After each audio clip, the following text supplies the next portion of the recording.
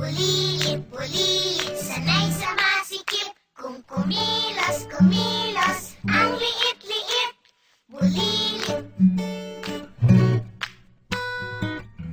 Kung kumilos, ang liit-liit. Pumunta ako sa kwarto ko. Ang laki-laki ng kama ko. Pumunta ako sa kusina. Ang liwag-liwag, ang ganda-ganda. Tinanong si Papa, tinanong si Mama, tinanong si Kuya, totoo ba to?